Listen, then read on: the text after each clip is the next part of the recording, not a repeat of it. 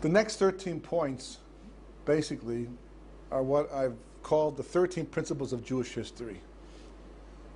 Why haven't you heard about these things before? Because basically I made them up. It's based upon an idea that didn't make up the points. Just putting together as one grouping, 13 principles. All the ideas basically from the Gemara, Chazal, you see, they're all well sourced. But there's certain ideas, certain concepts that you have to know about if you want to be able to understand Jewish history, but not just understand it, be able to work with it, be able to mitigate the effects of anti-Semitism, be able to know what the demands of history are at the time things are taking place. Why 13 specifically? Because this is called Geulah b'rachamim. We're looking for rachamim over here. The exile is the exile. The Geulah has to come. The issue is the rachamim part. How mercifully it's going to take place. You'll show mercy on Sion, right? That's where we're at. We're talking about rachamim, to smoothen the transition from one era to the next era. So 13 is a number that's associated with rachamim, because we learn in Parashat Kisisa, but the Yud Gimel Midas rachamim, we use them all during the Sept Tshuva, the Slichos, Yom Kippur, the centerpiece basically. We're told that when these are invoked, our fields never come back empty.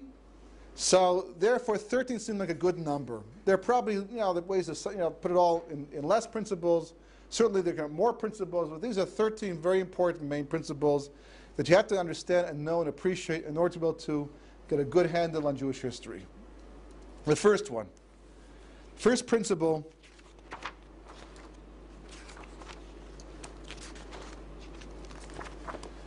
is God is everywhere at all times. God is everywhere at all times. That's not a chiddush for most people, even people who are not. And by the way, all this material is downloadable. You get the whole manual, everything based on telling you tonight. You can either get in audio. Hopefully, there's also be in video as well, and certainly written format. You can just download the file, so you don't have to necessarily take notes if you don't want to. But the first idea is that Kosh Baruch Hu is everywhere at all times. And even though this is the most obvious point in the world for a person who believes in Torah, has a more sophisticated understanding of Jewish history than the average person, that the reality is that it's important to appreciate that because it raises certain contradictions and certain things that we'll have to deal with that will come up later on. As the Nefesh Chaim points out, the reason why one of the names of Hashem is Hamakom is because the Kosh Baruch Hu is everywhere at all times equally. Meaning, and this is the language that he uses, that Kosh Baruch Hu is not in creation. He's not in creation, but rather creation is inside of him at all times. He is the place of everything. If Kosh Baruch Hu is not someplace, that place cannot exist instantaneously. The moment that Kosh Baruch Hu withdraws his presence from something completely, that thing disappears at one moment in time. There's no hemshech whatsoever to that idea, to that specific thing.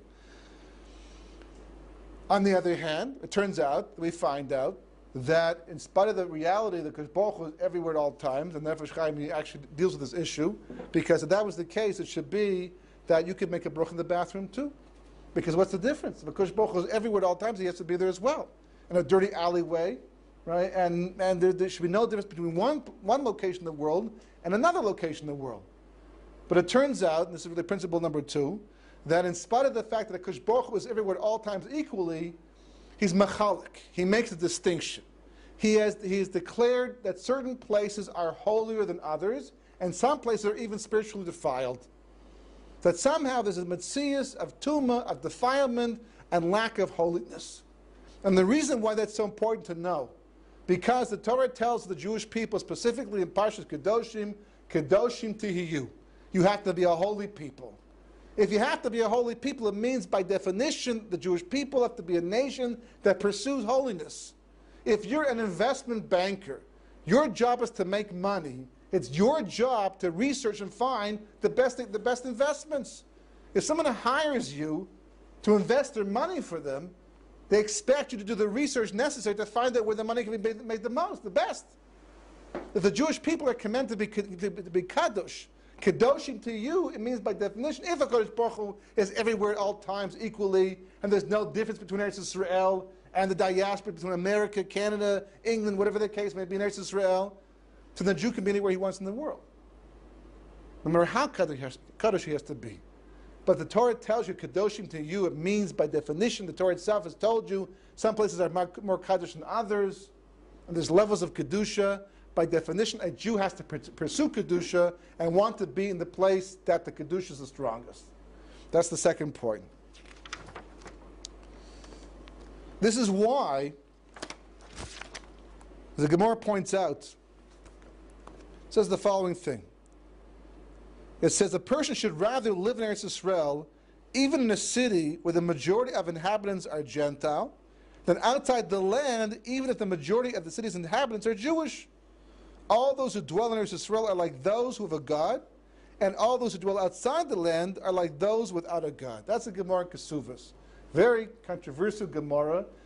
It's in the Gemara, which is written in 500 or 499 CE, after the base of Mikdash was destroyed, after the Galus had already began. So therefore, this is not talking about temple times. This is not talking about the time the Jewish people live in Geulah.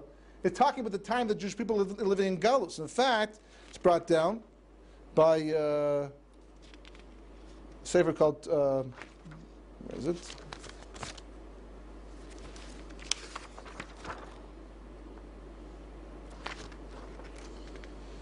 But in the sefer called by Tuva Aris explains even during times of the Churban, this idea is true. Even the Jewish people are actually living in Eretz Yisrael. Even the time that the nation is scattered, and we no longer live in the time of Geulah, the idea of this Gemara still holds true. Why would that be the case? Normally, when we think about raising families, we think about the Jewish people living as a nation and we have to raise our families, we choose a community where we have the most amount of spiritual support. We find people that live and look just like us in order to be able to have that type of spiritual support. But the Gemara is telling you there's a certain koyach, even though a place in the diaspora may be a city, a community that's most like you in the way you plan to raise your children, still it's better to live in Eretz Yisrael. And this is the chiddush of all, not that just live in Eretz Yisrael, but even if the city you're living in is a majority of Gentiles, it's still a better decision. There's only one reason why that could be the case. There must be some kind of benefit that you get living in Eretz Yisrael that you don't get in Chutz La'aretz, so somehow compensates even more so than having the support community around you of people who are like you. That's the implication of the Gemara. So then what is that? So that comes to principle number 3. The Shechina goes into exile with the Jewish people. What's the connection? What's the kesher over here? Yaakov Avinu is forced to leave Eretz Yisrael. He's forced into Galus. Took the brachas from Esav. Esav threatened to kill him. Yitzchak and Rivka realized the danger. They sent him to Lavan in Paddan Aram, in Mesopotamia, to save his life. He's forced to, he doesn't want to leave. He hated leaving the borders of Eretz Yisrael. This is the place that he wanted to be. But he has to go. So he's on his way. He actually leaves the borders of Eretz Yisrael, and he realizes he lost or he missed an opportunity to daven on Rabbi. It's a very special place, because that's the place of the Akedah where Yitzchak, his father, was basically offered up to Kodesh Baruch Hu. And that's the place that Avraham understood was the Shar Shemayim. And that's the place that Adam Rishon was created. He understood the koyach of Rabbi. He was a Navi, one of the Avos. So therefore, he regretted the fact that he missed the opportunity because Baruch Hu, the Kfisas Aderech, and he brought him back to Eretz Yisrael. He goes to Rabbi, he davens, because Baruch Hu makes it. The sun sets early, he davens Mari, forced to sleep through that night, and he has his famous dream. Angels going up and down the ladder. And he wakes up the next morning, and he makes 2 statements, 2 declarations. He says, this is none other than Beis Elokim. This is Shar Shemayim. This is the gate of Shemayim. Okay, that's true. I mean, you knew that. It's not a chiddush, and that was already that idea was what brought you back in the first place. And then he goes one step further, and he makes a vow. And the vow that he makes is, therefore, if you will take me and follow me to Chutz La'aretz and the diaspora, and you'll protect me and take care of me, and you'll clothe me, and you'll feed me, and do all these things for me, and bring me back to Israel, then you'll be my God. That's what Yaakov says. So the first question that has to be asked is that why even make the declaration, this is Shar Shemayim? Yaakov knew this in the first place. That's what brought Yaakov back to Israel in the beginning. Second of all, what's the neder?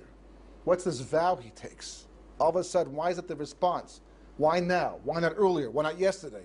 Why was the dream that prompted him to have this type of reaction?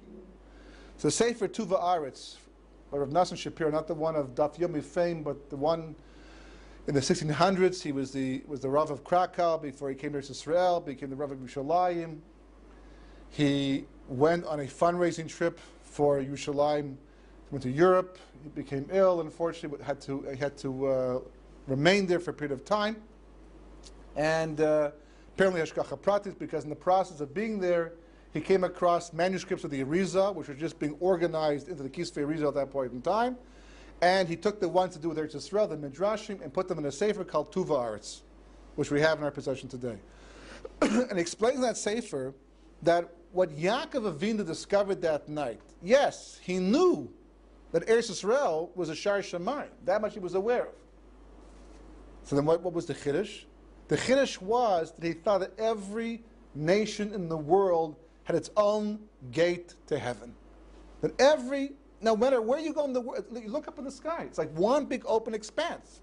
It's if I daven in London, it goes straight up, right? If I daven in Canada, it goes right to Shemayim. If I daven in America, what's the difference? Eretz Israel. Okay, so the land of Israel, it's a holier place, and maybe you have a little extra, little push behind it, like a little, extra rocket power to get to Shemayim. The added mitzvahs that might be included in the fact that you're davening in Israel, okay, but still, if I daven in some place in the world, it's got to go right to Shemayim, because look, there's no ceiling there. It goes right to Shemayim. What's the problem? So it turns out that that's not true. And how did Yaakov know that? Because he saw the angels of Chutz La'aretz also ascending and descending over Eretz Yisrael, the borders of Eretz Yisrael. In fact, the Rav Nassim Shapiro explains, the Tuva Aretz explains that the Sulam, the actual ladder, which the Gemara says was 8,000 miles wide, like long, was actually the border of Eretz Yisrael. The actual Sulam was actually the entire border of Eretz Yisrael around the entire country. And he saw the angels going up and down, up and down. And not just the angels of Eretz Yisrael, but the angels of all the nations of the world. So he realized, and that's what he says the next morning, not that this is a Shar Shemayim, but this is the Shar Shemayim. He says, this is literally the only gate. Okay, fine. What's the problem? So he says, well, that creates a complication. Why? Because, as Chazal explained, the land of Eretz Yisrael, every nation has a ministering angel. Every nation has an angel responsible for taking care on behalf of Kodesh Baruch Hu, acts as an intermediary between Kodesh Baruch Hu and that particular people. The angel responsible for Eretz Yisrael is Machal, Kadosh, very Kadosh. But all the other angels of every other nation outside of the land of Eretz Yisrael, they're all from the side of Tumah. That's what the Rizal explains. They all belong to the Sitra Achra.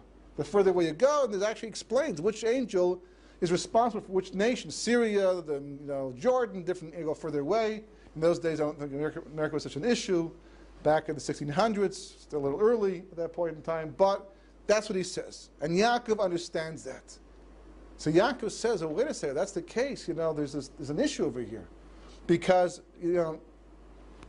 if I go to Chutz La'aretz and I daven, I say Shachris, Mincha, Mari, I daven, I bench, Birchas Hamazon, I learn some Gemara, I learn a little Torah over here with my sons. The moment I do that, the moment a Jew does anything kadosh, by definition, he generates kedusha. Right now, as we're talking and learning, we are generating kedusha. Every time we are involved in a kaddish activity, we generate kedusha. What happens to that kedusha? It goes to Shemayim. It becomes part of our schus, part of our merit, part of our portion that will to come.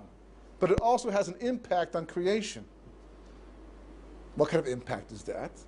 So, a little Kabbalistic, but it turns out that, in order to have free will, which is the point of creation, there has to be evil. Evil has to exist.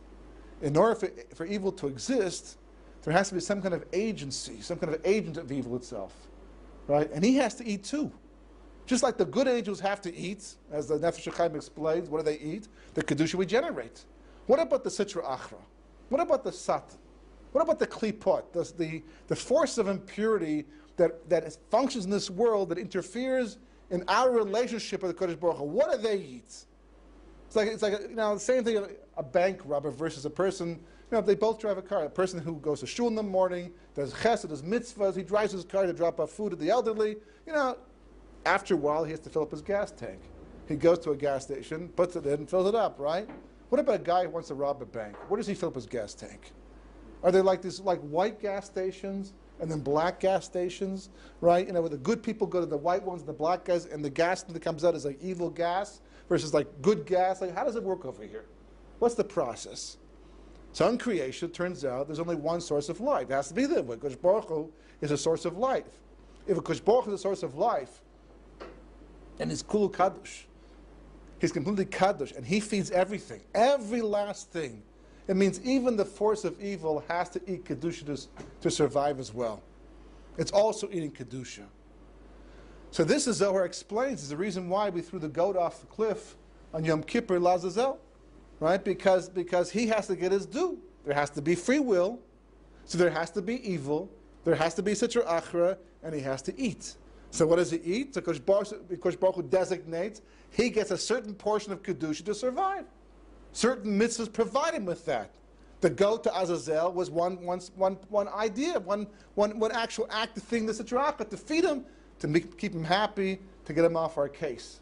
On Yom Kippur, we did this so he wouldn't prosecute the Jewish people. It's like throwing a bone to a dog, a steak to a dog. That's what it was. Mayim achronim. Same idea, right? For Mayim Rishonim, you wash your hands, al natilas yadayim. You hold, say Hashem's name. You hold your hands up by the eyes to protect the kedusha from going to the wrong place. But by Mayim achronim, just the opposite. You let your hands run, face down. The water should run off towards the floor. What happens? Well, there's also kedusha by doing Mayim achronim, but it's minimal, and that goes to the klipas. That goes to the sitra achra. That's the way the world works. Kodesh Baruch Hu feeds everything and everybody. When everything is being done properly, the Jewish people are living by Torah and mitzvahs. We're obeying Kodesh Baruch Hu's ratzon. We're on track. We're on target. So then, basically, the world's in balance. The sitra achra, the klipas, only get their due, and therefore they only get so strong, and therefore they can only test us so much, and they can't overcome us. That's Yaakov fighting with the Malach. Everything's in balance, and kedusha can win with the proper amount of will. The problem historically, as Yaakov says, what happens if you feed the klipas too much? You feed the source of impurity too much. Well, how does it happen? That's a consequence of a sin. Because Baruch Hu wants us to be responsible for our actions. You generate kedusha, be careful what you do. Why can't you make a bruch in the bathroom? What's wrong? Because Baruch Hu's there too. What's the problem? Well, it's not really a pure place. It's a little disgraceful. It's more than just disgraceful. Because it's impure, it's a place of the klipas. You generate kedusha by making a bracha. You learn Torah in an impure place, it goes right to the wrong side. You make them stronger. So Yaakov says, I'm going to go to chutzlaretz. I'm going to go to the diaspora. I thought that there was an opening to Shemaim right over Lavan's house. I would learn, I would daven, I would bench, whatever I do. Speak in divrei Torah, all the kedusha I generate goes right to Shemaim. That's what I thought. Now I find out it's not true. It turns out that if I do any of these activities and I generate kedusha in this place, it has to first travel over Mesopotamia, go over Syria, until it gets to the borders of Israel, and then it finally ascends. And then when the Kodesh Baruch Hu responds to my kedusha by giving me bracha because I daven, I did the right thing, comes back over Israel, and then goes laterally to wherever I am. So Yaakov is terrified. He's very concerned. Chas v'chalila, he's going to go to Padan Aram. It seemed like a straightforward thing. You go there, kibbut of aim, your parents sent you there. But now he's worried, if all these angels, are going to touch my kedusha along the way, because what's going to happen? It doesn't go by Federal Express, right? You daven, the angel over Lavan's house, over his area, of the world takes the Kedusha and has to pass it to the next guy. That's his job. But he skims off the top a little bit before it goes. And to the next guy. And aside from the fact it's weakening the Kedusha I generate, it's also strengthening each angel along the way. Yaakov says, I will be responsible for Churban. I will strengthen unduly the klippas, the negative force of creation, through my learning, my mitzvahs, and that's unacceptable. But I have to go. But that's unacceptable. But I have to go. So what do? So there's a patent. He says, if I have to go, Kodesh Baruch Hu, then you have to go with me too. Your job is going to be to go with me and to protect me and to make sure that whatever Kedusha I generate, because I'm going for the right reasons. I don't want to go. It's not a pleasure trip. I've been in the army for 3 years, traveling the world to see the sights. This is me going because I did what my mother told me to do, which got me into trouble in the first place, and then my parents sent me. I'm going for a halachic reason. So therefore, you owe it to me to protect me and the Kedusha I generate when it chutz la'aretz. And if you will do that, then you will be my God. Because that clearly shows the connection is eternal. That's where the pretend comes from. The dream tells him what to do, and that's his understanding. So Kodesh Baruch Hu is masking, and he goes with him. And to such an extent, you have to understand and appreciate this, to such an extent that he prospers unbelievably. He says, Lavan kept trying to rip him off. Kept trying to pull the wool, literally the wool, because they were dealing with sheep, the wool over his eyes. Kept changing his mascara, his salary, more than the government does it, right? Kept and Lavan says, if it wasn't for the fact that your God protected you, it's an amazing thing, by the way, isn't it? That Lavan, who's a Russia, becomes Bilam later on in history. This guy's holding a Memtesh Shaituma. He's at the bottom, and he can see God. And he can see the bruch of having sons comes because of Yaakov. That's an amazing clarity. Not just him, but Avimelech too, and Fichel de Kamat to Yitzchak and say, we see that God is with you. Well, how do you see that? I mean, these are people, these Gentiles are holding a very low Avodah Zarah. These people are involved in Avodah Zarah. Because the Shechina was with Yaakov. The Shechina went with Yaakov. What's the impact? When the Shechina goes with the Jewish people into chutz la'aretz, it's ki'ilu the borders of Eretz Yisrael have expanded to encompass the Jewish people wherever they have to go. So all of a sudden, the Kedusha that we generate in chutz la'aretz is protected. It will feed the klippas, but only as much as the Kodesh Baruch Hu determines has to be the case. Because don't forget, halachahi, Esav, Soneh, Yaakov. It's the way of the world. That Esav hates Yaakov, and Lavan hates Yaakov. We see, as the Haggadah says, the Arami, he wanted to destroy me and my family. He hates us. So why was he behaving so nicely to us until now? Gave me his daughters, supported me, took care of me. Okay, he tried to do negative things, but overall it was a pretty good run. Why? Because that's the power of the Shechina being with the Jewish people in the chutz la'aretz. And you make money too, and you're successful. Because you know something? It takes a lot more than brains and ability to become rich amongst the Gentile nations. We've tried it before, and they've killed us. They blamed us. Blood libels. We're taking their money away from them. If the Jewish people are being successful in chutz la'aretz and we're being protected in chutz la'aretz, it's because the Shechina has gone with us into exile. Shechina begalus. That's the concept. That's Yaakov's vision. That's Yaakov's understanding. That's the limud. The Shechina can go with the Jewish people to exile, and when it does, the metzias of chutz la'aretz doesn't affect us. We're protected. We're successful. We're even respected to a large degree, as long as the Shechina is with us. Which brings us to principle number 6. Anti-Semitism means the Shechina is moving on. We also learned this from Yaakov Avinu. It's right there in the Chumash. It's an amazing thing. It's right there in a pasuk, not even a medrash. What does the verse say? Yaakov comes back. The Torah comments and said that his brothers-in-law, these are the sons of Lavan who did not exist before Yaakov came. Their father has said that Yaakov is the reason why they were born. Before it was just Rachel and Leah, tending the sheep. They owe their lives to Yaakov. What do they say instead? That he, Yaakov, our brother-in-law, is getting rich off our father. It's a blood libel. It's a blood libel. What's the next thing the Torah says? Yaakov noticed that Lavan didn't smile the same way he did yesterday. The Torah is very specific. It's kind of like, it's interesting how it phrases this. He didn't smile the same way. Imagine, you got to work with someone for 15, 20 years, and they're always nice to you, and you come to work one morning, and they don't smile the same way. Good morning. Good morning. Not like yesterday. Yesterday was like, yeah, good morning, how are you? How's your wife? How's your family? The whole thing. Right? Good morning. What do you assume? This guy's an anti-Semite. He's like going to turn against me. Right? I got to watch my, fear for my life. Can't go to the bathroom at the same time because who knows what's going to happen. Maybe he had a bad breakfast. Maybe he lost money in the stock market. He had a fight with his wife before he got to work. Who knows? So the first thing you might say is, "What's the matter? Can I help you? You have a bad experience. What's the problem? I see you're not as happy and jovial as you were the day before." What does Yaakov do? He sees that Lavan didn't smile the same way. Like half of his mouth didn't go up, and the other half did. Like that little nuance of difference between yesterday and today. What does Yaakov say? We have to go.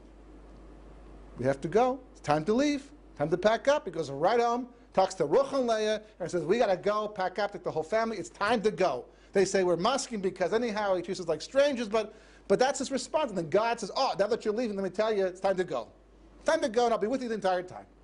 And they all pack up and they run away, and the most bizarre thing happens. Totally bizarre. Yaakov doesn't even stay to say goodbye. It's Chil Hashem now. After all these years, Mitzrayim can convert to Judaism after 3 years because they were hosts for us. They hosted us. So therefore, we're nicer to them than to Amalek. Amalek cannot become a ger, but Mitzrayim can become ger after 3 generations in appreciation for having hosted us. With hosts like that, you don't really quite need enemies anymore. That's called hosting? Well, Lavan was a better host. Kinireh. We married his daughters, right? We lived in his house. He was, kind of mishpach over here. He was a better host. So what are you worried about? Not to leave, not to say goodbye? Isn't that kind of Chil Hashem over here? And what are you afraid of? For 20 years, you're living with this man, and you weren't afraid. You got up in the morning, you did your avodah, did your work, you learned your daf, and whatever you had to do, and you came home and you confronted love, and you didn't run, you weren't afraid, you didn't complain, didn't even say boo once. And all of a sudden, you can't say goodbye? What are you afraid of? Aren't you men of God? Because Baruch he's not going to protect you anymore. We're talking about Yaakov Avinu, on a level of Bituch Ramuna, a Navi, a powerful individual who can perform nisim at will. What are you afraid of? Not of Lavan, that's for sure. So what are you afraid of? Well, Lavan didn't smile the same way as he did yesterday. And his sons are like talking negatively about us. That reminds me of that Maimer Chazal, Halachihi, Esav Sonas Yaakov. The sin is coming back. The only reason why Lavan has been nice to me until now and his sons have been kept at bay is because the Shechina has been here like a wall, protecting me from them. If all of a sudden they can make a statement like that, if all of a sudden they can express themselves and start looking at me in a negative way, the wall must be crumbling. The Shechina must be moving on. Oh, that's a problem. Love I'm not concerned about. But the Shechina moving on, I am. You know why? Because if the Shechina moves on, it means the borders of Eretz Yisrael are also moving on.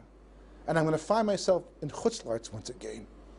The real Chutzlarts, not the one that was like encompassed with the borders, spiritually speaking. Physically, it's always been Chutzlarts. But spiritually, there was a Shmirah. But now, the Shechina is moving on. I'm going from a level of Hashgacha Pratis, the personal divine providence of Eretz Yisrael, to a level of Hashgacha Klalis. It's a big change. Very important change, by the way. Because as long as we have Hashgacha Pratis and Chutzlarts, there's always going to be distinction between the Jewish people and the nation that's hosting them. Today, we don't find it so much. Today we find that the Jewish community in Chutz La'aretz is being just as affected as the Gentile community. In fact, not too much time to go into right now, but many examples of how basically the problems that affect them are affecting us. The earthquake, hurricane affects us all the same way at this point in time. It's a warning from Shemayim. The distinction begins to disappear between us and them, and we're affected by the same hashgacha that they undergo at the same time. So Yaakov says, what am I concerned about? I can't even stay to the bench. If the Shechina is moving on, I can't daven mincha here, and I have to daven mincha. Well, Lavan's far away. I can't take a bow. Okay, write him a little notice like that. Now send him an email, call him, using Skype or something. But I can't stay here any longer, because if I stay here a moment longer, the kedusha I'm going to generate is going to feed the wrong side, and that's the worst thing that could happen to me and to the world. So therefore, Yaakov is forced to run. He's forced to flee. There's no choice. Shechina is moving on. The protection is gone. Generate kedusha. Negative result. Got to move on.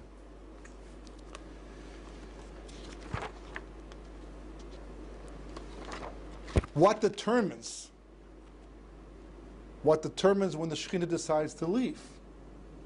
We have the Shechina goes with the Jewish people into exile. We have anti-Semitism means the Shechina is moving on. The question is, what determines when the Shechina decides to go? How do we know the Shechina is actually leaving? Because the simon is anti-Semitism, but what's the historical reality? The results in that specific point, that specific reality in the end. So for that, you have to be able to appreciate what it is anyhow we're doing in Galus in the first place. The Gemara says the whole reason for Galus is to make gerim. The Jewish people go into Chutz La'aretz, into Galus, to make converts. That's what the Gemara says, which is problematic, because we're not the missionizing type, number one. Number two, the Gemara says elsewhere that anybody who does go out there and missionize and tries to make converts is going to have all kinds of source and problems. And the Jewish people also have source and problems. Somebody comes, they want to convert, we start going through a whole little spiel over here. If, God forbid, a Jew goes to the Catholic Church and says they want to convert, they roll the red carpet. Right? It's all red over there. Edom. They roll the red carpet, they bring that Jew in, they don't even question, they don't even check his sincerity. Someone comes to join the Jewish people, why? What's on your mind? Why do you want to do it? Why would you want to join a people who's been killed and murdered and stepped on? And go back and think about it some more. We're not the missionizing type. So what does the Gemara mean to make converts? So Kabbalah explains, it's not talking about people per se. It's talking about Etzotze Kedusha, holy sparks. The Kedusha that we generate, the gasoline that drives the world, that drives the Jewish people, what is it specifically? It's the food that you eat? Right? It's the drink that you drink? It's a sun? What is it specifically that keeps you going on a daily, momentary basis? We don't think about things like this. But Al-Pi Kabbalah, according to Kabbalah, it's also Kedusha, holy sparks.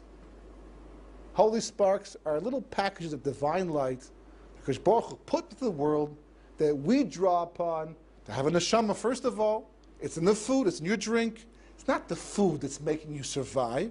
It's a spark in the food. Moshe says, for 40 days and 40 nights, I was on the Har Sinai, and I did not die. I did not eat, did not drink, and look how good I look. How do you survive? Because not by bread alone does man survive, but what comes into the Kodesh Baruch Hu's mouth? What comes into the Kodesh Baruch Hu's mouth? It's also Kedusha, holy sparks. That's the currency of creation. That's the life force of my separations, holy sparks. You hear the term holy sparks? That's what we're talking about. The trouble is, before the Chet of Adam Arishon, when Kodesh Baruch Hu made my separations, it was a very perfect world. Kodesh Baruch Hu took more sparks and brought all the sparks of creation out of the side of impurity and built Gan Eden, built Ma'aseh Bereshis, and all that was left to do was sit on his hands for 3 hours until Shabbos came in, and that would have rectified all of creation. So he didn't do that. He made the mistake of eating from the Eitz Das Tov Ra. So Chazal explained the result was not only did he not complete Ma'aseh Bereshis, but he actually reversed a lot of the perfection, a lot of the the creating Kodesh Baruch Hu himself had done until that point in time. What was the net result? All these sparks fell back into the realm of impurity. So history becomes a process of taking them back out again. That's the whole role of the Jewish people. We are, you just imagine an upside-down hourglass. Normally, how does an hourglass work? There's all this sand in the upper chamber, and it comes down to a little tiny little thing over here, a little neck, comes in the bottom chamber. When all the sand is in the bottom chamber, the hour is over. By the Tzotze Kedusha sparks, it works differently. When the Tzotze Kedusha, what happens instead is all the sparks are in the bottom. And the job is to return them back to Shemayim. So it's an upside-down hourglass. When all the sparks are in the upper chamber, Mashiach comes. History is over. In good times, when the Jewish people lived by Torah and they lived on the land, how did it happen? Well, with all the sparks we got through our davening, through our mitzvahs in Eretz Yisrael. What about the ones in Chutz La'aretz? So Kodesh Baruch Hu arranged a takeout service. Kodesh Baruch Hu had nations coming with gifts and karbanos and sacrifices because everything has sparks inside them. By definition, if it exists, it lives as sparks. They brought gifts to see the Jewish people, to see the Eretz Yisrael, to see the Beis Hamikdash. Whatever it is they brought to the land, it had the sparks. We used it, we sanctified it, we rectified Ma'aseh Bereishis. We didn't appreciate that. We got a little sloppy, a little lazy.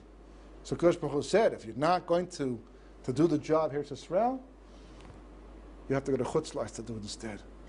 I will send you into exile instead to get the sparks. They would have come to you.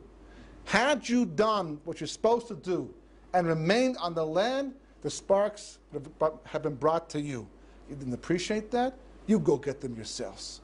And that's what the Leshem explains. The Gemara means to make converts.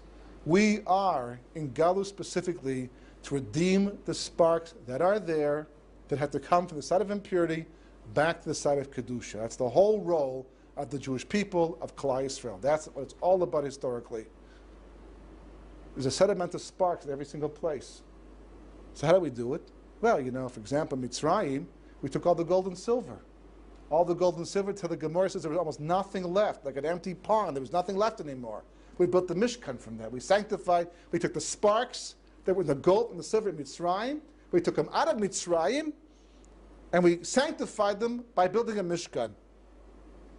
In America, we went to work, made a lot of money, and built this country. Or Europe, or England, or Canada. And we built the Jewish people. We built Bate Midrashos and Bate Knesses. But we took the money, we took our success, and we rebuilt the Jewish people. Not everybody, but a lot of people. And Chazal explained that the moment the sparks of that specific place that are relevant to the Jewish people are used up, because we can't do that without the Shechina. What the Shechina, we don't have access to it. It's the Shechina that makes it successful, that protects us, that gives us the time, the wherewithal to be able to go about our job.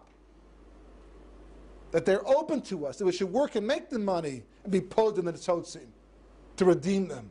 But the moment the sparks that are meant for us to use are used up, as much as necessary, they've been brought back to the side of Kedusha, they've been converted from tamei, from spiritual impure to pure, the Shechina moves on. The job is over. We're finished. There's nothing else left to do. And that explains why we have that golden era, and we stay a little bit too long, and we lose it all. Everything. Not just the money, but the security and the safety, and very often even our lives, until we have nothing left, not even the shirts on our back in the end. Because that's the process of history. The Shechina is there to help us do the job. We lost the chance to do it at home. We're forced to go into exile. The Shechina goes with us to protect us, because we have to. That's the next stage of Jewish history right now. It's there to protect us, that we should be successful. The job is over, move someplace else. The Shechina goes ahead of us. How do we know it's leaving? Anti-Semitism tells us the Shechina is moving on. What happens if you stay too long? Past the Shechina? Yaakov Avinu left right away, but the rest of us don't do that. We always stay behind. Well, where did the Germans get their koyach? Where do you get it from? They weren't so strong before. They were defeated after World War I. They were quite weak for a period of time before they took over all of Europe. Where did Obama get his power to go into office against all the odds? It's in a logical way, and the questions arise day after day after day, questioning his whole background. Where did and to put the pressure on the Jewish people? I mean, even just a name like that, because Baruch has a phenomenal sense of irony.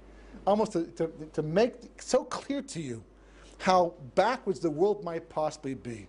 At a time you're pursuing a guy named Osama bin Laden, who's behind a terrorist attack on the Twin Towers, 10th anniversary is having passed, a president with questionable background whose name was Obama, which sounds like Osama, just a few more letters changed, as if to say, we're not even the picture, we're not even paying attention to what's going on historically over here. Where's the power? Where do our enemies get the power to overcome the Jewish people? We're Kadosh, Kedusha. The Shechina is with us. For 20 years, Lavan couldn't touch Yaakov. All of a sudden, he's afraid. Where does the power, where does Lavan get it from? Where does Bilam get it from? Where do the enemies of the Jewish people draw their power from? Not from doing mitzvahs, not directly from HaKadosh Baruch Hu. They belong to the Klippos. The Klippos are the source of their energy. Well, that means the Klippos are getting stronger. Klippos are getting stronger. Well, they're only supposed to get so strong, but they're getting really strong, super strong. They must be like eating after hours. They must be stealing some food here. Where are they getting it from? They're breaking their diet over here, eating in the closet behind. What's going on? Where are they getting it from? There's only one source of kedusha in the world. The only people who can generate kedusha are the Klal Yisrael, the Jewish people. Somebody is generating kedusha in the world and it's feeding the klippos unnecessarily. Well, there's Jews in Eretz Israel, and there's Jews in Chutz La'aretz. Says the Tuva Aretz, it's never the Jews of Eretz Israel. Why? Because the opening of Shemayim is right above us. And the angel responsible for taking our tefillas and kedusha to Shemayim is Machal, he's Kadosh. So all the kedusha you generate in Eretz Israel, by definition, goes right to Shemayim. The klippos don't get a chance to take from it. That's the kedusha of Eretz Israel. So then where else? Where else can he get it from? There's one other place it can be. In Chutz La'aretz. But divine protection. For 20, 30, 40, 50 years, we were protected. But there's anti-Semitism. Oh, anti-Semitism means the Shechina is moving on. But why would the Shechina move on? I mean, don't we have more to do? Well, financial success is dwindling also. It's also disappearing in the end. Simanim. These are simanim. The Shechina has moved on. Where's it going to? Well, in the 1800s, the early 1900s, it could have gone to all kinds of places. Australia, South America, Canada. There's lots of places left to go. But the Holocaust changed everything.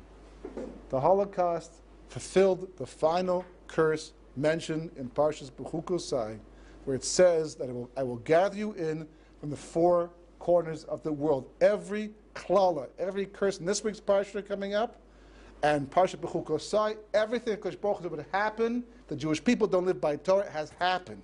There was one thing left to do, and that was to scatter the Jewish people to the four corners of the world, because that's where he's going to get us from.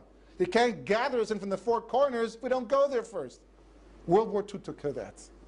To the Jews of Europe, scattered them all over the world, to the four corners of the world.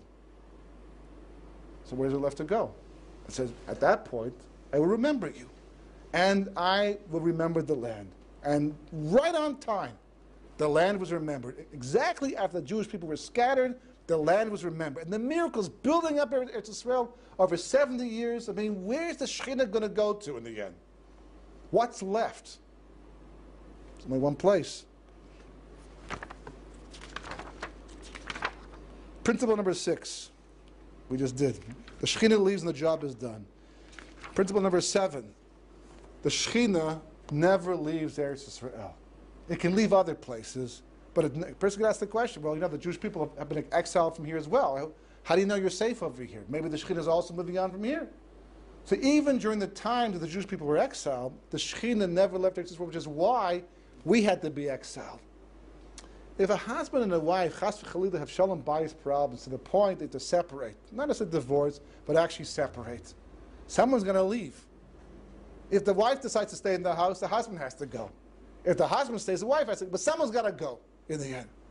If the Shechina moves on and leaves Eretz Yisrael, the Jewish people don't have to go into exile because the Shechina is already gone. It's left us, gone someplace else. All that has to happen is the Shechina moves on, and our neighbors will take care of the rest. They'll just come in and wipe the entire people away. If the Jewish people go into exile, it's because the Shechina stays home. It stays in Eretz Yisrael. In fact, the Medrash says, based upon a pasuk in Shir Shirim, the pasuk says, "The voice of my beloved, behold, it came suddenly to redeem me, as if leaping over mountains, skipping over hills in his swiftness, to redeem me. My beloved is like a gazelle or a young hart. I thought I would be forever alone, but behold, he stands behind our wall, observing through the windows, peering through the lattices." That's what the pasuk says. Says the Medrash, "Behold, he stands behind our wall." This refers to the western wall of the temple. Why so? Because God has sworn that it will never be destroyed. Rabbi Elazar said, "The divine presence never departed from the temple, as it is written, for now I have chosen and sanctified this house so that my name shall be there forever, and my eyes and my heart will be there all the days." Even when the temple is destroyed, it remains in its sanctity. Even when it is destroyed, God does not leave it. Rabbi Achas said, "The Shechina will never depart from the western wall, as it is written, behold, he stands behind our wall." Someone who, as the Gemara goes on to say, this is what I was looking for before, someone who lives in Eretz Yisrael, when it is destroyed, is like someone who has a God. However, someone who lives there while it is built up literally has a God. But someone who lives in Chutz La'aretz never has a God, says the Tuva Aretz. The Leshem adds, all that occurs for some reason or through some messenger is the result of God. May his name be blessed. Everything is a function of Hashgacha Pratis, who is the soul of the soul, causing everything to happen. He is inside everything, the force behind all that exists, and he alone does everything. All of this is through his holy light. May his name be blessed, which emanates from and dwells by the Kais Maravi, the western wall. The Shechina, by definition, never leaves Eretz Yisrael. It's always here at all times, which means basically, whenever a Jew is able to be here, it's always going to be an opportune time. Principle number 8. Having said that, right, having pointed out why the Shechina leaves Chutz La'aretz, why it moves on, why the Jewish people become vulnerable, they stay beyond that time, it's important to know that there are deadlines in history. History has deadlines. For the most part, people live history as if it's open-ended. There are people who have no idea that history is only meant to last 6,000 years from the beginning until the end. 5,000 years, 6,000 years, 7,000 years, 10,000 years. As far as they're concerned, there's no sense of immediacy. Rather, in fact, the Gemara says that all the cases have passed, and the matter of redemption depends only upon repentance and good deeds. But Shmuel maintained it is sufficient for the mourner to keep his mourning. The Gemara talks about kates, what we call endpoints in history. The point of endpoints, of katesim, of a kate itself, is because basically it indicates to us there are two levels, there are two modes of history. There's the general history that we're used to on a daily basis, where Kodesh Baruch Hu seems to have withdrawn from the events of everyday life, to the extent that people can do whatever they want. It's not true. It's just the way it appears. But history seems to run its course. And then there's a kates. An example of a kates takes place with Yosef at Tzaddik. Yosef goes down to Mitzrayim after being sold by his brothers into slavery. He's down there, and he's sitting in jail. He was accused by Potiphar, the whole episode over there, and he's sitting in jail. All of a sudden, Paro has dreams. And in these dreams, he sees things that don't make sense to him, and he's forced to turn to his Chartumim, his magicians and dream interpreters, and ask them for an explanation, and they give him explanations. The Gemara says they actually give him explanations that don't sound too invalid, but for some reason he doesn't accept them.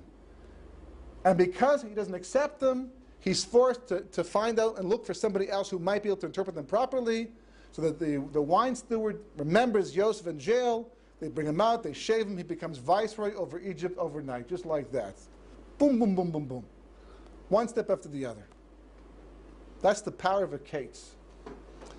During a non-kates period of time, there's not a kates that's immediate affecting history, for the most part, HaKadosh Baruch Hu steps back, or it makes it appear like he steps back, and gives us a chance to basically, to live Torah mitzvahs and use our free will to maximize our schar in the world to come. But there's a goal to history, especially since the Jewish people are in exile.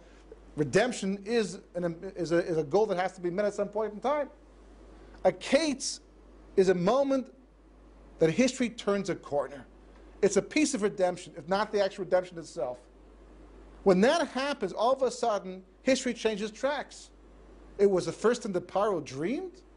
It was the first thing that Paro turned to interpreters who could not interpret his dreams. No, Paro was always dreaming.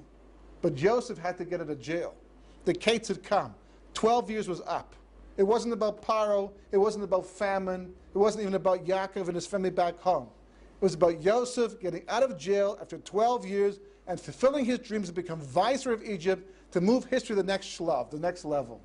So therefore, Paro was given specific dreams his Khartoumim could not explain. Or if they explained them, it was in a way he could not relate, so he would be forced to look for somebody else. Forced to look for somebody else, he would take Yosef. But it's bizarre. I mean, as much as we consider politicians to be crooks, the reality is that we don't go looking for them in penitentiaries. Some may end up there sometimes, but that's not what we go looking for. When was the last time that someone had a prison record? Today, especially, you have even a little smudge on your record. It's going to be held up in the public light, and you'll be forced to resign from running for president or whatever, governor, whatever the case may be. Yosef is in jail. He's accused of adultery. There's a little interaction in Parashat Miketz between Paro and Yosef where Paro questions this, and Yosef actually proves his innocence in the end.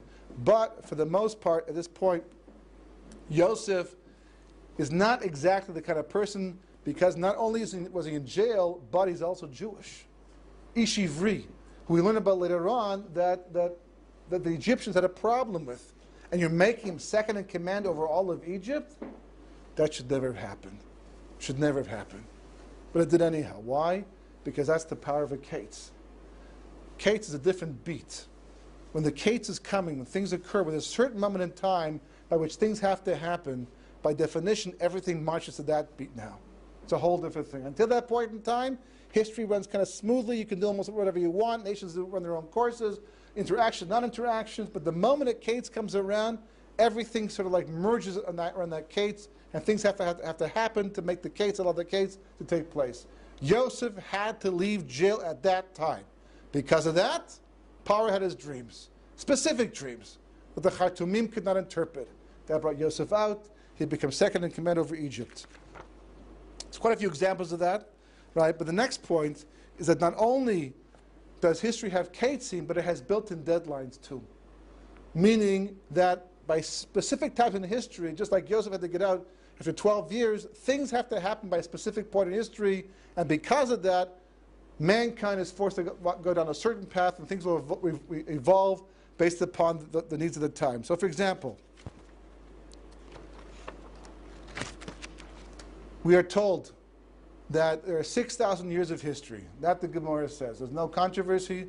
No one argues that point. The Rambam brings down that it's only a minority opinion, but there's no source for that, as the Ravid points out. The Gemara seems to accept that. There's no machlokas anywhere in the Gemara. Kabbalah explains exactly why 6,000 years, which makes it indisputable, but there's 6,000 years of history. We're now holding in 5771. Not leaving much time left in history, but still a couple hundred of years. It's a lot of time. There's nothing imminent. The things of today, are they significant? What we're going through today, are they messianic? Maybe yes, maybe no. War of Gog and Magog, perhaps. There could be another 100 years left, according to the amount of time left until 6,000. What makes it so imminent? So we're told that the 6,000 years correspond to the 6 days of creation. 6 days of creation, right, are the basis of all of history. The first day of Ma'aseh Bereshis is the basis of the first 1,000 years. The second day of Ma'aseh Bereshis is the basis of the second 1,000 years, and so on and so forth. What's the importance of that, says the Gra? Because that means everything happening in history is going to be a function of all that took place during the 6 days of Ma'aseh Bereshis. To such an extent that if you were capable, you could see the basis of your existence going back to Ma'aseh Bereshis, or the reverse is true as well. If you want to know what's going to happen in the course of the 6 millennia, just go back to the 6 days of Maaseh Bereshis and see what happened during the corresponding period of time. The trouble is, when it comes to Maaseh Bereshis history itself, we don't know what God was doing hour by hour. Day by day, yes, but not hour by hour, except for one day. The Gemara says, at day 6, we know every single hour what God was doing. The first hour he gathered together the dust, the second hour he formed the limbs, etc., etc., etc., the whole thing. Then finally Adam was created. The 6th hour he named the animals. The 7th hour he got married to Chava, she was created. The 8th hour they procreated. The 9th hour God said don't eat from the dust of Ra. The 10th hour they ate. And from that point everything's downhill. That's Galus. That breaks the whole pattern. That's what we're trying to rectify. As Chazal pointed out, the gematria of Nachash and Mashiach are the same, because that could have been the messianic moment. Every negative moment has a positive potential. If Adam had not eaten from the Eitz dust of Ra, that would have brought in the messianic period of time. By eating from the Eitz dust of Ra resulted in Galus in the end. In the end of history, just the opposite will happen. Mashiach will come to undo what the Nachash himself began. So the Gra says, based upon that, make the calculation. Turns out that as of 1990, 5750, we entered a period of time, we divide up the millennium based upon the hours of Maaseh Bereshis. Normally you divide by 24, but the Leshem explains you divide by 12, as opposed to 24, because we're comparing creation hours to actual events, not nighttime hours, because Baruch Hu did not create. That's why the Yechulu Shemayim Varetz is a gematria of 72. The Yechulu is Chaser. It's missing a Vav, as the Rokeach points out, because the Kodesh Baruch Hu created during the 12 hours of each day. So therefore, divide 1,000 by 12. It turns out as a 5750, 1990, the world entered a period of time corresponding to the 10th hour of Maaseh Bereshis, when Adam HaRishon ate from the tree of knowledge of good and evil. There's a significance to that. It means that history turned a very important corner.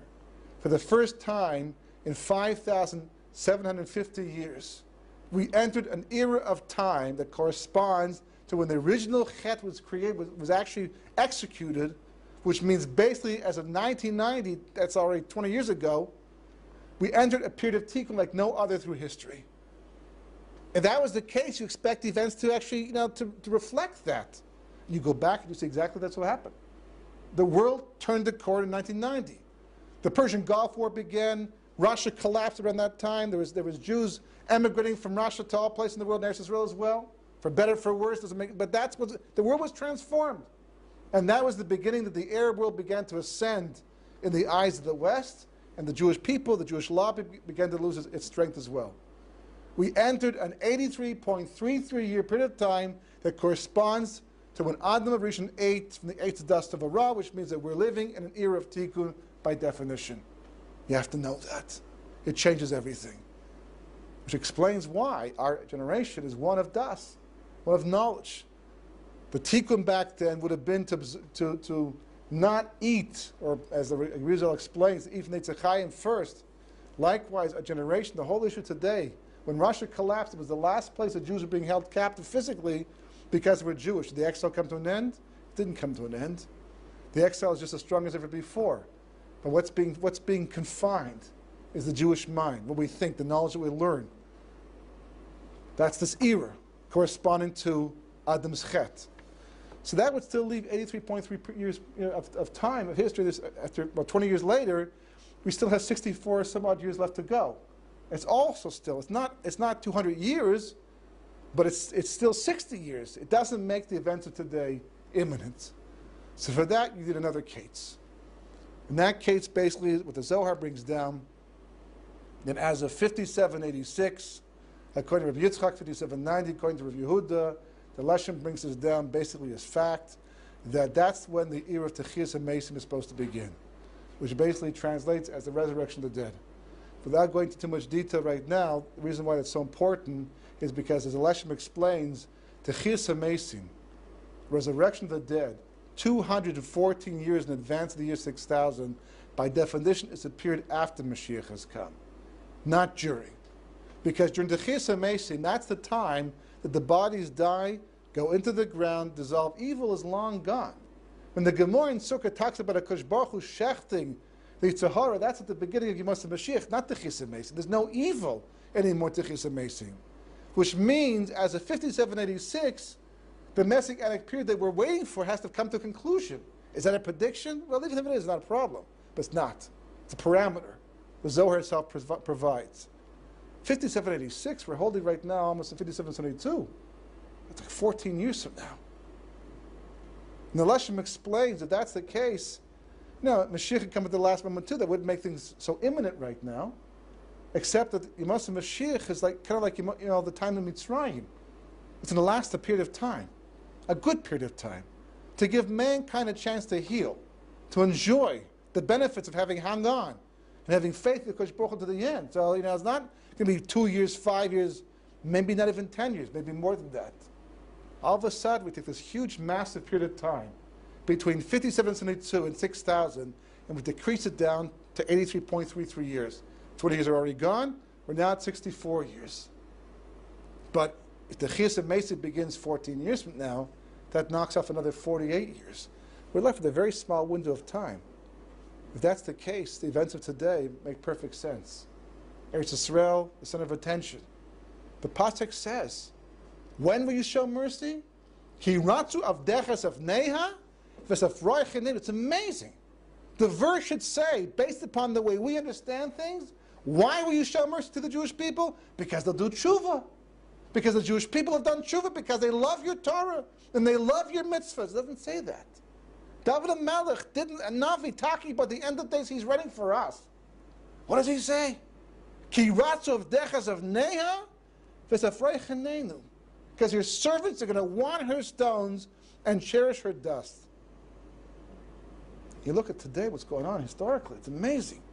Aside from the fact that the miracles of building up and developing this country over 70 years, it's like a turnkey operation over here. Kosh Baruch Hu said, I'll make the place ready for you, and then you can come. You want to come early? You're welcome. Right? Build up a little bit yourself? No problem. But I'm going to develop this place and make it like appropriate for my children to come home, and he's done this fantastic miracle. Incredible. At the same time, it's amazing and so illogical, except in this context. There's a polarization taking place. At one point in time, 20 years ago, there were Jews who loved the land, almost no one who didn't, and the rest didn't care. The rest didn't care. Whatever. You visit, you give some money, you plant a few trees. But that was the extent of it. But not today. Today you either love the land and you want the land, or you hate the land and you want to give it away, and very little neutral ground. And every group of Jews has to confront the issue. At one point it wasn't that way. But the Kiva, religious Zionists, whatever, the Haredim weren't even Bechlal involved. All of a sudden everybody today, every secular, religious, everybody today, it's on their plates. It's on their table. The land of Eretz Yisrael. What do you think about it? What do you feel about it? You like it? Don't like it? Forcing the issue. History is forcing the issue. Making a decision. Where do you hold the whole thing? Why? Why would that be the issue today? Because, and that brings us basically to principle number 10. Well, actually, skip your Rabbi here, but that heaven warns of impending end times. When a case comes up, it doesn't come subtly. An expression, Yeshua's Hashem Keherifayim, right? The redemption of a Kosh Baruch Hu is like the blinking of an eye. Well, that's not really fair. How am I supposed to get ready for that? The blinking of an eye, like one day I look, when I don't look, So the truth is that's only true for the people who don't pay attention. Because the Kosh Baruch Hu is always sending warning signs. Whether it's anti-Semitism, whether it's building up the country, whether it's a Nisan the Floy, 6-day war, whatever the case may be. Kosh Baruch Hu is always sending signs. You want to see them, pay attention to them, acknowledge them, and you can see the process of redemption unfolding before your very eyes over time. The Makos did not happen all in one day. It happened over 12 months, one after the other. Kosh Baruch Hu built the redemption. Likewise in Persia. Likewise at the end of history. Kosh Baruch Hu is building step by step. You see it coming, you pay attention, he's warning of end times. You have to be aware of that. Kosh Baruch Hu sends these things. And David HaMelech gave us a clue. He said, Me'ez Hashem haisa zos, hiniv be'ein neinu. He said, if you want to know what's overt hashgacha pratis, just step back and ask yourself the question, does this make sense? Is this logical? Is this a natural thing? You know, there's a short movie that was produced recently, I think it's called something to this effect, Israel, the next Silicon Valley. Because you know, all the technology emerging from this tiny little country is incredible. Most of what we enjoy today on the internet or computer programming or wireless phones, all that technology, it's amazing how much of it came out of Eretz Israel. So the BBC, I think it was, or some British news station, did a little documentary on this idea. And they attributed the fact, because other countries are fighting for the same position. England wants to be the next Silicon Valley, and France, well, not so much France, but Canada, but Israel seems to be leading the pack. And they came to the conclusion that Israel will continue to lead the pack because nobody can duplicate the situation, the circumstances that have made Israel what it is today. Which is what, specifically? Well, they're bright people, first of all. But so are the British. They could also be bright as well. And, they have investment. But the third component, they said, that makes Israel unique is that everybody goes into the army. Not everybody, but a lot of these business people go into the army. How many startup companies, how many ideas are actually, because people were in the army, they went in with almost nothing. Very little education, but they were there, experienced, they learned stuff along the way, and they came out. These reporters were saying that because Israel is in this position of having to have a standing army on an ongoing basis, it develops a maturity, a certain discipline that you don't find in other countries. It's a remarkable thing. We should actually thank the Arabs. They have done us a tremendous favor. Unfortunately, they've also killed us along the way too. But it's, in the process of trying to destroy us, they made us one of the most successful countries in the world that everybody's turning to with investment capital, because here are where the ideas are being developed. It's remarkable. Doesn't happen elsewhere in the world. Necessity is the mother of invention, but HaKadosh Baruch Hu is the mother of everything. He arranges. It's all hashgacha pratis. HaKadosh Baruch Hu, he sends the signals. He sends the warning. Why? Because, as we learn in principle number 11, that HaKadosh Baruch Hu, he gives us the tools to be able to be his partner in redemption. There's no question. Learning Torah, doing mitzvahs, that's what we're all about. 100%. You gotta do it. That's the way you earn your schar in the world to come. That's indisputable. The more you can learn, the more you have to learn. The more mitzvahs you can perform, you gotta perform mitzvahs. But there's something else. And that's what history has been waiting for until this very day. There's a reason why we eat matzah on Leil Seder. And it's not because we were holding a Mem Tes Shari Tumah, and had we stayed 1 second longer, we would have been destroyed. It's because had we stayed 1 second longer, Egypt would have been destroyed. Look at the Psukim, look at the verses. Egypt is being destroyed. So why was that a problem? Because if Egypt was destroyed, then evil was destroyed. If evil was destroyed, there's no free will. Good. That's what we want. That's the Muslim Mashiach. What's wrong with that? So the Leshem explains, because the Jewish people never chose redemption. They never chose to be involved. They didn't participate. They never picked up the ball and ran with it. They sat back passively and let HaKadosh Baruch Hu interfere in history and initiate the process and complete the process. Because the Jewish people never participated as partners in the redemption process, history had to go on, free will had to go on, evil had to survive, the Jewish people had to leave. For 3,320 some odd years, HaKadosh Baruch Hu has been waiting for partners to help him bring the redemption, because he needs our help? No. As we see, he can do without us too. But a Mordechai gets the Geulah named after him. He's held responsible. And that's what he says to Esther. It's a time. The bricks are in the air. It's going to happen anyhow. The Geulah is going to come. It's a promise. The only question is, do you want to put your hand underneath it? You want to be responsible? Or someone else, or die in the process, and somebody else will get the credit? Personally, I want to be involved in the process. And if I'm going to be involved in the process, you can be sure HaKadosh Baruch Hu will give us the tools to succeed. That's what told Mordechai what to do. That's how Mordechai was able to engineer the whole downfall of Haman. It wasn't just accidental. He knew if this is what HaKadosh Baruch Hu is doing, he's bringing the redemption, he's waiting for a partner, and I'm going to be that partner, he'll give me the tools to succeed too. They're all around us. The technology, the support, the finances, the money. One of the most remarkable things and the most frightening things has to be that today, more than any generation in the past probably, we have everything we need to bring the final redemption on our own. Because Baruch Hu, of course, gave it to us. He'll help us out. But technically speaking, the money, the brains, the wherewithal to do it, the technology, it's all there. We could actually do it. So why haven't we done it yet? Because we're just sitting back, passively, waiting for Kodesh Baruch Hu to bring it. Zocha, Zacha, Verzocha, Achishena. Lo Zocha, Bita. Bita. It's like coming, Bita, but it's on its own time. Is it mechubadik?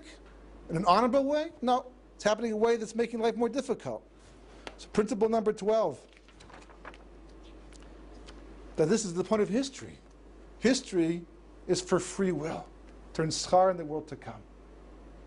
That's what we're doing here.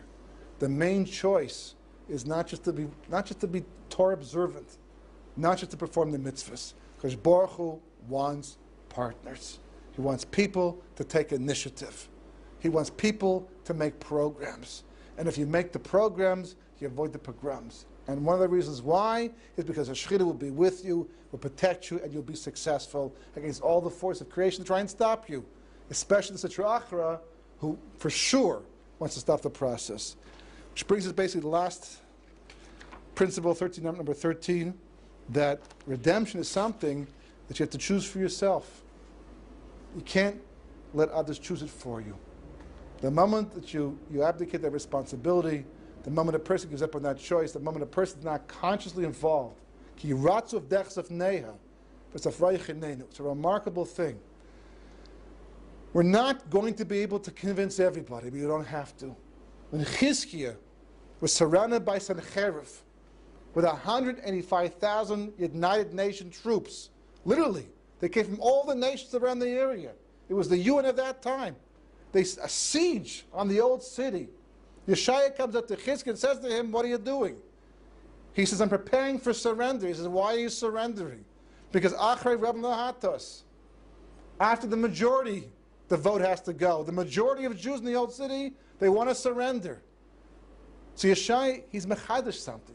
The Gemara in Sanhedrin says it was a chiddush, a new idea. He says, don't worry about it. The majority only includes the people who are able to make a relevant choice. If people are biased, people are closed-minded, people are selfish, people are they're not involved in the Indian, they have no perspective, their vote doesn't count. The only majority that God's concerned with are the people who are capable of making a clear decision, and they make that decision. If that's the case, then all that has to happen to create a tipping point is not getting 6 million Jews or 6.5 million Jews to see what has to happen and change their way of thinking.